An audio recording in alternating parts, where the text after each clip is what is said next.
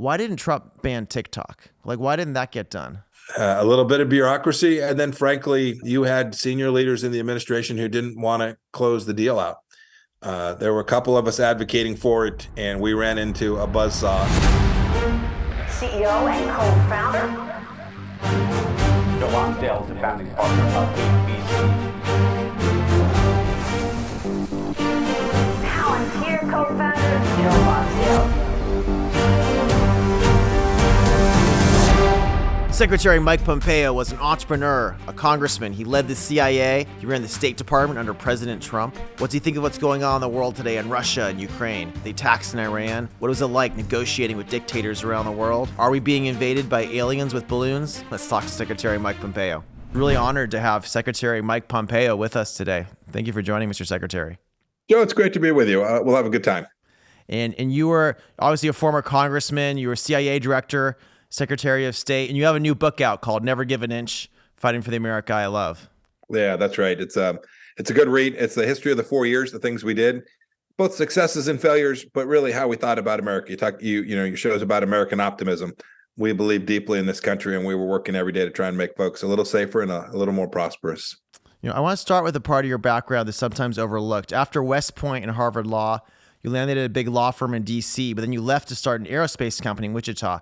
Why do you take that risk, and why Wichita? Wichita just ended up being the place where the company we bought was located. It was an aerospace defense company. It made high-end gears for Lockheed, Boeing, Cessna, so aerospace defense product. I took the risk because I really wanted to go create something. I wanted to do something that was different than just working as a lawyer. Actually, it was a good firm, great people, very talented, very smart. But I had a chance to start this company with three of my best friends in the whole world. And we did it for 6 or 7 years. It was a total blast. We built a 400-person operation that was making all kinds of really hard structural goods for the aircraft industry. It was an awful lot of fun. And we took care of a bunch of families, too.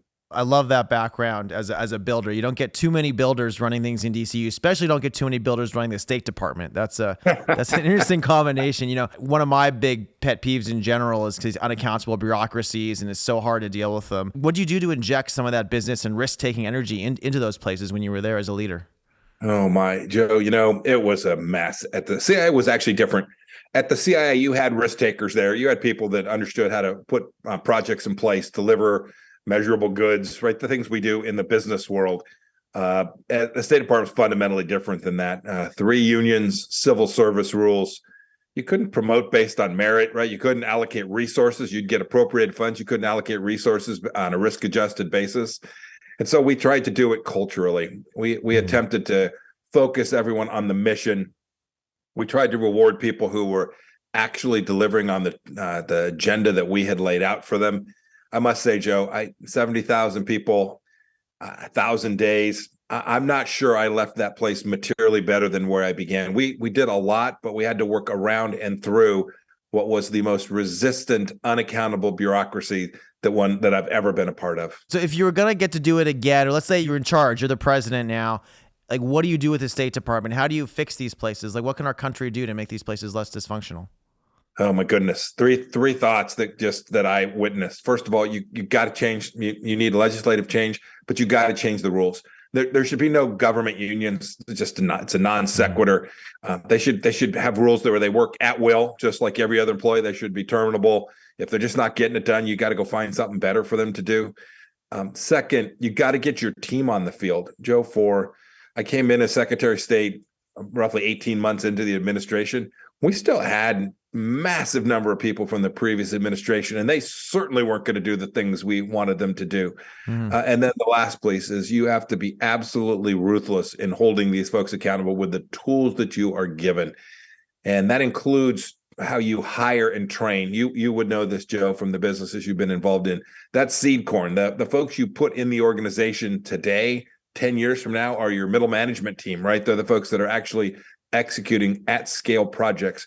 And so the State Department training and hiring program needs to be fundamentally redone, focused on mission, not on diversity, equity, and inclusion, but based on pure merit. Yeah, you wrote a lot about this obsession with celebrating identity over merit, right? It's like it's a form of wokeness that means who cares how well they've done, what's their identity? Is that you see that a lot in government? Everywhere, writ large. I'm especially worried about the incredibly unique organization of the United States military. I was a young officer 35 years ago. Boy, when it loses mission focus, bad things happen. But by the way, bad things happen. You're not as secure. They're not as capable. But bad things happen because it's also been an important cultural jumping off point. Yeah. For so many young guys and gals, they say, "Yep, I'm going to go be a Marine for a couple of years. I'm going to enlist and be a sailor." When you are now saying, "Hey, you know what? We're gonna make sure your vehicles are all carbon neutral, and we're going to guarantee you a safe space," like that is not what a kid who's thinking about joining the military is looking for. They want to go do mission. And today, across the government broadly, this ideal of equity has seeped in terms of, hey, how good are you at what it is we're actually asking you to do? Yeah, this is a huge concern of mine. It feels like America was great as a frontier nation. On the frontier, there's accountability, right? There's danger, there's risk, there's boldness, and you have to be bold. And if it doesn't work out, then you have to change what you're doing. And it feels like all these parts of our government are so protected and they're so unaccountable that I think this kind of stuff seeps in, right? Because they don't actually have to perform. So instead, they're virtue signaling nonsense. That's absolutely right. The other thing you see happen is that when new leaders come in with ideas that are different, they resist it because there's no reward for taking risk. Literally none. Hide in a corner, get promoted, become a GS-12, next year GS-13, 2 years later GS-14, and you can retire with a pretty good pension at age 40. This is an anathema to the American work ethic, to the things that made America great, and it is now deeply embedded in this bureaucratic process. And it will take a president who, by the way, it can be done, but the president's got to focus on it. They're going to have to spend some political capital. Yep. They're going to go have to break heads on Capitol Hill too. This is not just a Democrat problem. We often try to say, well, conservatives have this better. We proposed a budget, Joe, about 2/3 of the State Department budget. Think $45 billion instead of $70 billion. And each year, both Republican and Democrats alike on Capitol Hill said, "Nope, we're going to give you $70 billion." Joe, I could have done the mission with $40 billion. I'm convinced of it. Yeah, no, there's definitely people on both sides who are not bold enough, not willing to stand up. I hope we get a bold president who could do this. Speaking of boldness, you've had the fortune of meeting some of the world's worst authoritarians, Kim Jong-un, Vladimir Putin, President Xi. I'm curious, how do you prepare for those interactions? How do you project strength in those moments? You got to know what you're looking for, know where your boundaries are, and just be laser focused. So I would describe that as a significant preparation. Don't walk into a meeting just thinking, "I got this, I can wing it." Be prepared, know what they're thinking, show up. It's not terribly different than the risk taking I took at their aerospace, the machine shop in Kansas. When you show up with a customer, here's the product, here's the value proposition, here's where I'm going.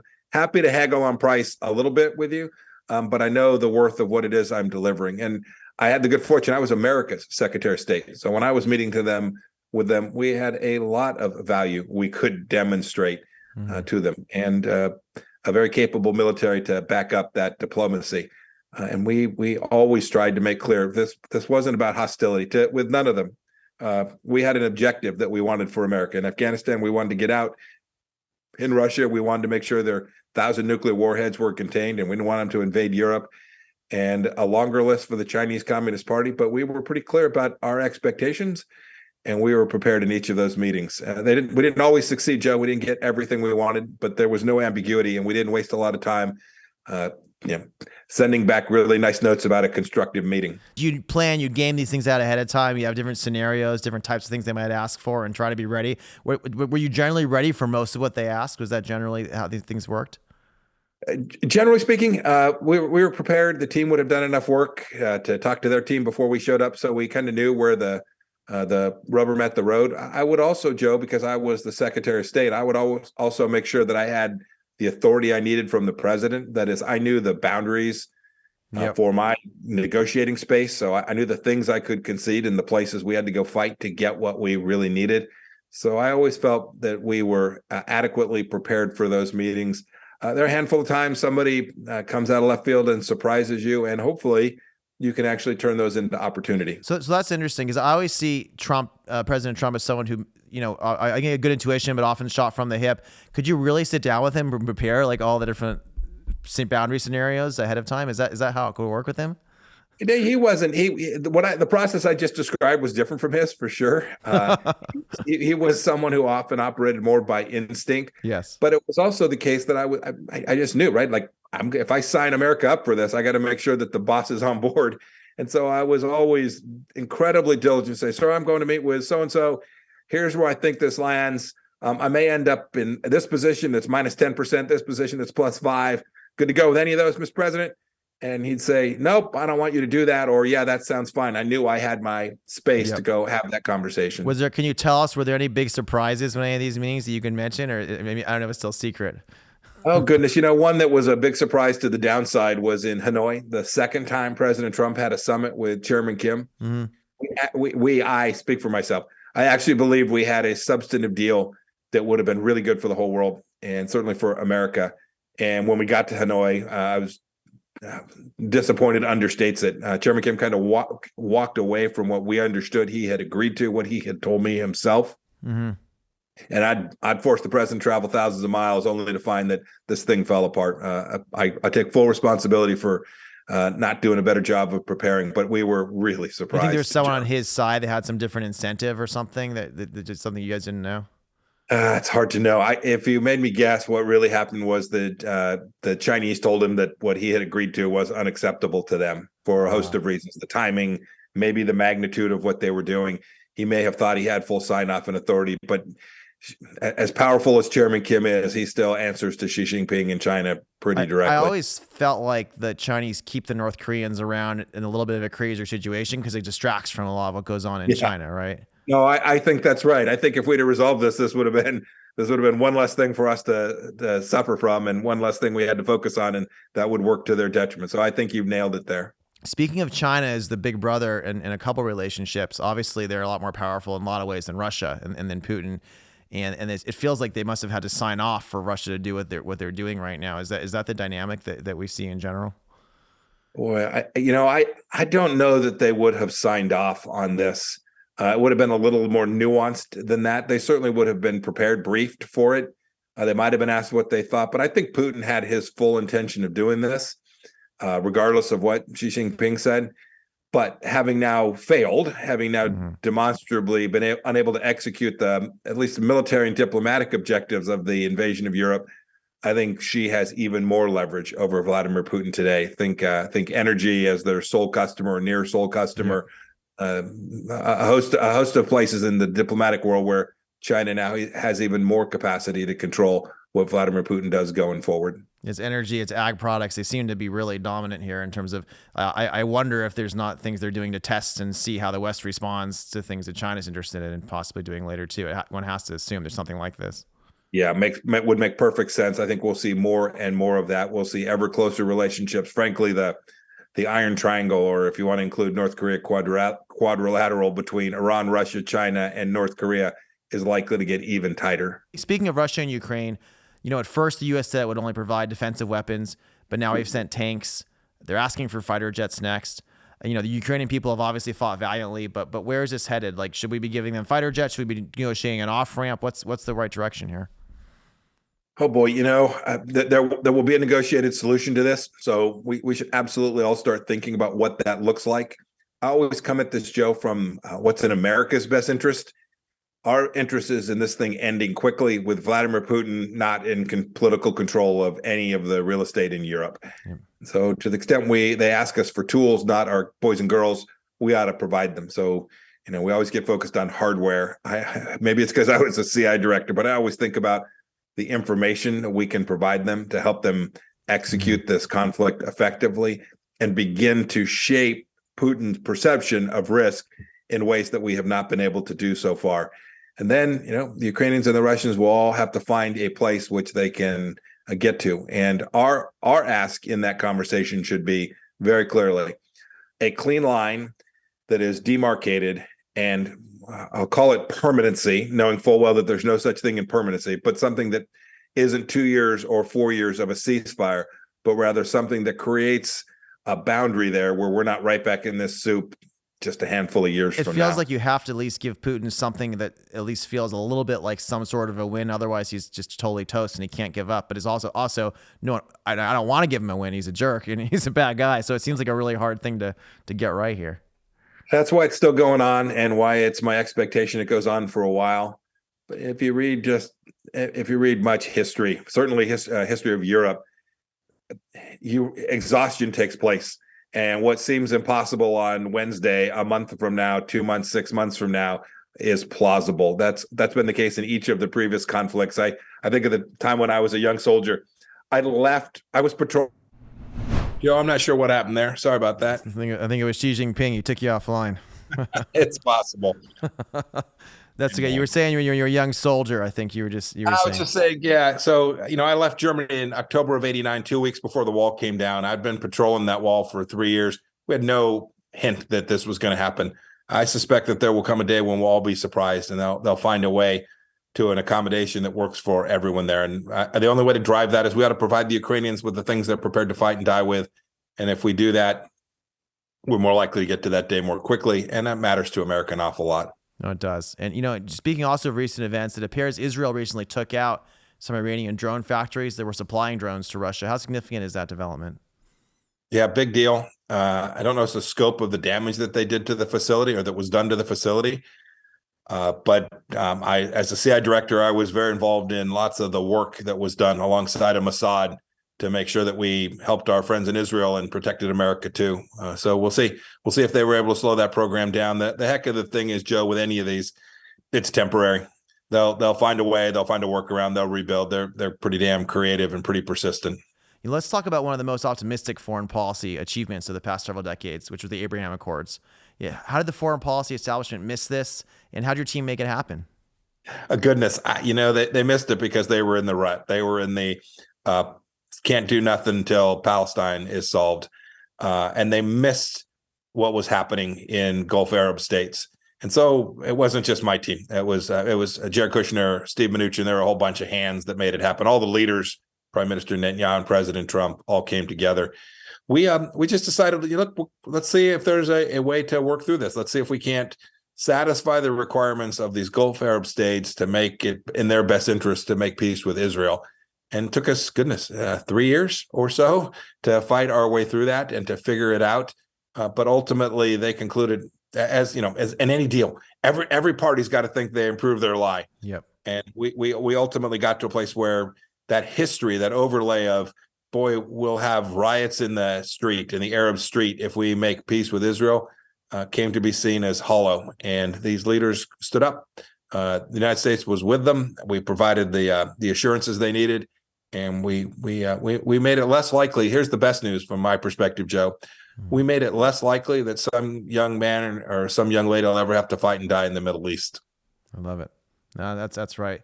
And what's next? Will Saudi Arabia join the Accords? Like, how different could the Middle East look in 10 or 20 years if you get this right?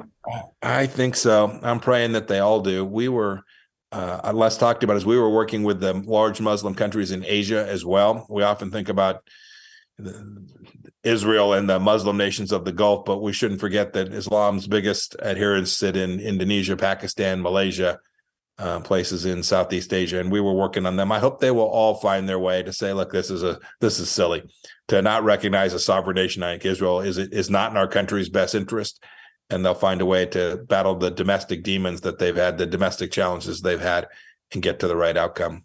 Yeah, well, it's really extraordinary as an achievement. I know your relationships in the Middle East were key to that, so you guys should be really proud of what you did. I have to ask you, while I have you, about these balloons that have been going on recently. Speaking of recent events, it's the whole thing seems a little bit silly, but I think one of the generals said he can't rule out aliens, which I'm not sure that was a good thing for him to say. But what's going on here? I saw that. The response to that question to say we can't rule out anything, just let the internet go wild. Goodness gracious. I don't know. Maybe there was a better solution. I suspect not aliens. We certainly know that one of them came from the Chinese Communist Party. I don't know what the others were, but I'll bet when we figure it out, they came from one of our adversaries. They're testing, Joe, they probably collected from that balloon something maybe that they had alternative collection methodologies as well. So perhaps not that accretive to the Chinese government. Mm-hmm. But man, the fact that that thing flew over our sovereign airspace for 5 days hurt us geopolitically. And it's especially the case when it plays to type. You would know this. Mm-hmm. When someone makes an error and it's out of form, everybody kind of goes, "Oh, that was just an error." When that error is to form, when you've abandoned Afghanistan and had 13 Americans killed, when you talked about a minor incursion into Ukraine being okay, and then you let a Chinese balloon fly across your country for 5 days, it's that weakness is provocative, and I'm very worried about a cascading series of potential crises befalling America because our leadership didn't demonstrate sort of a basic rule of bad thing, sovereign airspace, make sure that you know what it is, and then make it go away. No, that's true. I mean, the air is definitely true to form for our current president. Speaking of China and errors that are true to form or not true to form, why didn't Trump ban TikTok? Like, why didn't that get done? A little bit of bureaucracy. And then, frankly, you had senior leaders in the administration who didn't want to close the deal out. There were a couple of us advocating for it, and we ran into a buzzsaw. And then we were a little late, Joe, to be honest with you. So this really began within the last 10, 12 months of our time that we were focused on this. And there was an alternative solution posed, which was to, Americanize the data set or put the cloud here. And that caused the clock to run out. And we didn't get either of them done, though. So now they're still collecting data and brainwashing our kids. Yeah, it is most unfortunate. WeChat presents a similar set of issues as well for companies that are using WeChat as a payment tool or communications tool. You're smarter on this than me, but we should never underestimate the CCP's use of communications technology to gather data on our. I definitely don't use. They used to always try to make you use WeChat to do business in Asia, right? And exactly. I don't do that in all my phones. Exactly. Yeah. 10 years ago, you can forgive us for being naive. No one really realized which way this stuff was going. No, I think that's perfect too. I'll hear folks talk about that. I'm like, okay, happy to forgive you for your decision back in 2010. Yeah. But a decision you make tomorrow, now that's with foreknowledge. I totally agree. You gotta be careful. And I want to ask one more question about the Trump administration in general. You guys got a lot of good things done. Like any administration, there is internal politics. A lot of this stuff is coming out. You said John Bolton should be in jail. I thought that was interesting. I think Nikki Haley tried to replace VP Pence, is the rumor, is what it seems like. There's all sorts of things. Was this normal? First of all, is this a normal administration? And then like were there people who were misbehaving?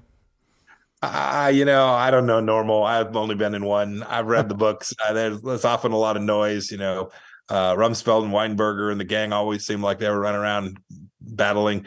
I tried not to talk much about this sort of the internal dynamic, but there were a couple big drivers that just when you talk about the bureaucracy behaving badly, it would be unfair to leave out someone like Ambassador Bolton, who wrote a book while we were still in office. Yikes! Yeah, that's a little much. So that's fair enough to tell stories after the president's gone, but I was still dealing with these leaders, and John Bolton's out telling stories that I believe had classified information about ongoing decision making. I mean, that's just frustrating. I'll be diplomatic. That's bad form. Yep. And then the second one, with respect to Ambassador Haley, Joe, you would have seen this. There are lots of folks telling all of us run. Right, everything Donald Trump turns, anyone he engages with turns to dust or ends up in jail or all bad. So the pressure on all of us to leave from the media and even from our own friends was pretty staggering. Mm-hmm. I just felt like folks who did that I didn't have any time for. I treasured every single minute that I had. It's not that I didn't get it wrong sometimes, but man, I was trying every single minute. And I wasn't going to give up a second. And when I saw those who either wouldn't join the team when they had valuable assets or resources they could have provided us, or got in, punched their ticket, and then went on, it frustrated me because it meant more transition, more turbulence, and more work for all of us. You were doing your duty to the country to be a key leader and make sure everything was running the right way, and weren't going to leave it. I like that. Trying. We started the show, Mr. Secretary, to push back on some of the pessimism and division in America. And many people believe our best days are behind us, or even some people say we're never great to begin with these days. What are the ideas and principles behind America's founding mean to you and mean to the world? And how should we think about America's role in the world? This is at least a good chunk of why I wrote Never Give an Inch. The subtitle is Fighting for the America I Love. Yeah, right. It's we are an exceptional nation. We were founded in an exceptional way. We should be proud of that. I was blessed to work for a president who never told me go grovel, go apologize for America. It's not that we didn't make mistakes. It was that we just knew, like, without us, this is a really dark world, and we were a force for good every place that we went. I'm still convinced that's the case, that the next 250 years are going to be good years for our country, but it's going to take us all getting that right. And it starts here at home, starts teaching our kids precisely what I just described about the greatness of America. It's not a racist country where there's not an oppressor class. Work your tail off. Good things will happen. There's opportunity for all. And if we educate our kids and teach them math and reading and writing and reasoning, we'll get that next generation of greatness for our country too. I love it. Well, that's a great note to end it on, Mr. Secretary. Mike Pompeo, never give an inch. Thank you for joining us. Thank you, Joe. Bless you. Have a good one.